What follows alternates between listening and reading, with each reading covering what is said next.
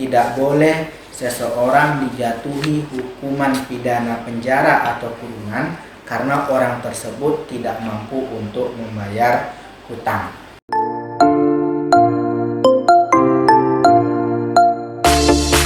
Assalamualaikum warahmatullahi wabarakatuh. Jumpa lagi dengan saya Rosyidi Hamzah di dalam channel YouTube Rosyidi Hamzah Official. Pada kali ini kita akan membahas mengenai proses penyelesaian sengketa hutang piutang yang terjadi di tengah masyarakat. Jadi di dalam prakteknya, di dalam kehidupan di tengah masyarakat, banyak perkara hutang piutang itu diselesaikan tidak melalui jalur perdata, tetapi diselesaikan melalui jalur hukum pidana. Padahal berdasarkan Undang-Undang Nomor 30 Tahun 1999 tentang Hak Asasi Manusia, di dalam pasal 19 ayat 2 tidak boleh seseorang dijatuhi hukuman pidana penjara atau kurungan karena orang tersebut tidak mampu untuk membayar hutang. Jadi apabila seseorang melakukan pinjaman uang, kemudian orang tadi tidak mampu untuk melakukan pembayaran hutang, maka silahkan diselesaikan melalui jalur hukum perdata. Jadi di negara kita orang tidak boleh dipenjara karena orang tersebut tidak mampu untuk membayar hutang. Begitulah redaksi dari pasal 19 ayat 2 Undang-Undang Nomor 30 Tahun 1999 tentang Hak Asasi Manusia. Apabila itu terjadi di tengah masyarakat, orang yang tidak mampu membayar hutang dipenjara, maka telah terjadi pelanggaran hak asasi manusia.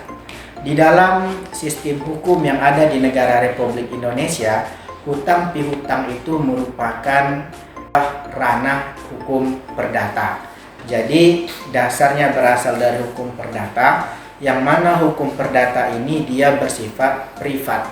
Kepentingannya hanya mengatur hubungan antara orang perorangan dan tidak menyangkut kepentingan hukum. Apabila dia sudah diatur secara hukum perdata, maka mau tidak mau penyelesaiannya pun harus dilakukan secara perdata. Karena hutang piutang itu didasari oleh perjanjian pinjam meminjam yang ada di dalam Kitab Undang-Undang Hukum Perdata.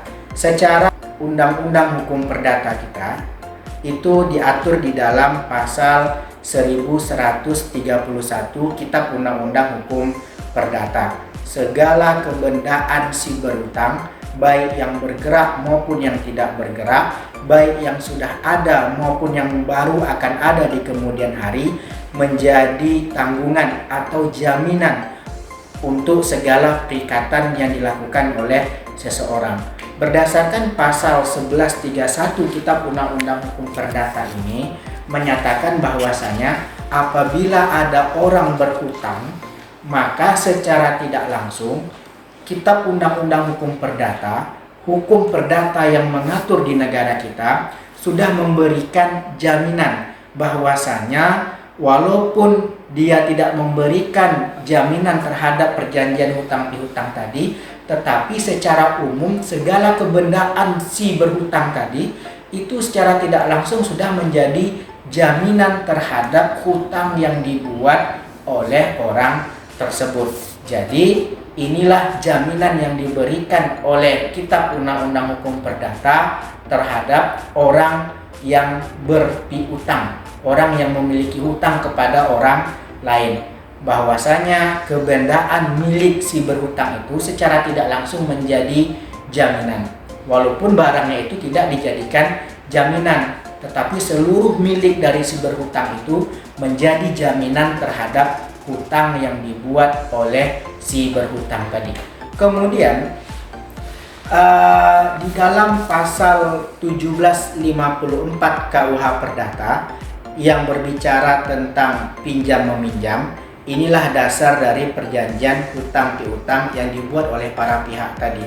Jadi karena dia berasal dari Kitab Undang-Undang Hukum Perdata, maka penyelesaiannya pun harus secara perdata. Yang mana di dalam pasal 1754 KUH Perdata ini disebutkan, pinjam meminjam ialah perjanjian dengan mana pihak yang memberikan kepada pihak yang lain suatu jumlah tertentu barang-barang yang habis karena pemakaian, dengan syarat bahwa pihak yang belakangan ini akan mengembalikan sejumlah yang sama dari macam yang sama. Ini merupakan dasar dari perjanjian pinjam meminjam, yang merupakan pula dasar dari perjanjian hutang pihutang yang ada di dalam Kitab Undang-Undang Hukum Perdata. Kemudian apabila orang telah melakukan perjanjian pinjam meminjam, maka atau perjanjian hutang pihutang tadi, maka si berhutang tadi harus memenuhi prestasinya atau harus memenuhi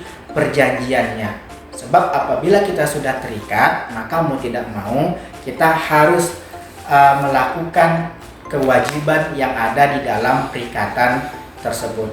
Kewajiban-kewajiban tadi inilah yang dimaksud dengan prestasi. Di dalam Kitab Undang-Undang Hukum Perdata, prestasi ini diatur di dalam pasal 1234 KUH Perdata. Di dalam pasal 1234 KUH Perdata, kita bisa mengerti mengenai maksud dari prestasi tersebut. Maksud dari prestasi tersebut adalah untuk memberikan sesuatu, berbuat sesuatu, atau tidak berbuat sesuatu. Jadi apabila kita telah berjanji untuk memberikan sesuatu, maka janji untuk memberikan sesuatu itu adalah prestasi. Janji untuk berbuat sesuatu itu juga prestasi. Atau kita sudah berjanji untuk melakukan tidak berbuat sesuatu, maka itu adalah prestasi. Tetapi apabila janji tadi kita langgar, seharusnya kita memberikan sesuatu, tetapi dalam kenyataan kita tidak memberikan sesuatu, maka itulah yang disebut dengan ingkar janji, atau di dalam bahasa perdatanya disebut dengan wan prestasi. Kemudian apabila kita telah berprestasi atau berjanji untuk berbuat sesuatu, tetapi dalam kenyataannya kita tidak melakukannya, maka itulah yang disebut dengan wan prestasi. Kemudian apabila ada orang sudah melakukan perikatan, sudah membuat perjanjian mengenai hutang pihutang dan tidak dijalankan, maka orang tadi telah melakukan wan prestasi. Jadi wan ini artinya adalah cacat atau tidak baik, sedangkan prestasi itu adalah kewajiban yang harus dilaksanakan atau janji yang telah disepakati. Berarti kalau janjinya sudah tidak disepakati, maka rusak atau cacatlah perjanjian tadi, maka dia disebut dengan wan prestasi. Apabila terjadi wan prestasi, orang yang berhutang tadi tidak mampu untuk melakukan pembayaran hutangnya, maka secara tidak langsung dia telah melakukan wan prestasi. Maka di dalam pasal 1236 KUH Perdata ini disebutkan, apabila si berhutang adalah wajib memberikan ganti biaya, rugi, dan bunga kepada si berpiutang apabila ia telah membawa dirinya dalam keadaan tak mampu untuk menyerahkan kebendaannya atau telah tidak merawat sepatutnya guna menyelamatkannya. Jadi maksud dari pasal 1236 ini, apabila orang telah melakukan wan prestasi atau dia berhutang tidak mampu untuk membayar hutang, maka dia harus memberikan ganti kerugian berupa biaya dan ganti rugi serta bunga kepada orang yang memiliki hutang tersebut atau kepada seberpiutang. Jadi tidak dimasukkan ke dalam penjara. Sebab di dalam KUH Perdata kalau dia berhutang, maka gantinya atau hukumannya adalah untuk membayar kerugian, bunga, serta kerugian yang lainnya akibat dari perbuatan wan prestasi tersebut. Jadi kalau orang tidak mampu membayar hutang, tidak boleh dipenjara, tetapi harus membayar ganti kerugian serta bunga akibat dari perbuatan tidak membayar hutang tersebut.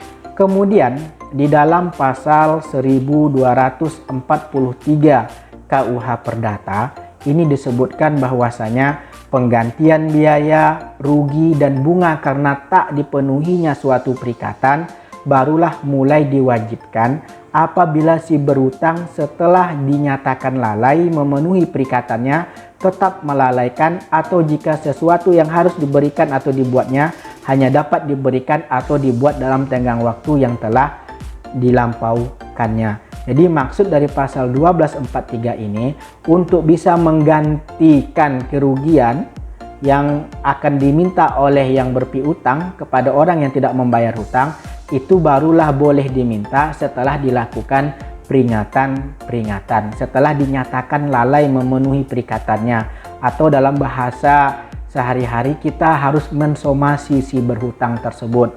Kemudian apabila somasi 1 tidak mau juga, maka kita somasi 2 lagi. Kemudian apabila tidak, barulah kita somasi sekali lagi sampai 3 kali.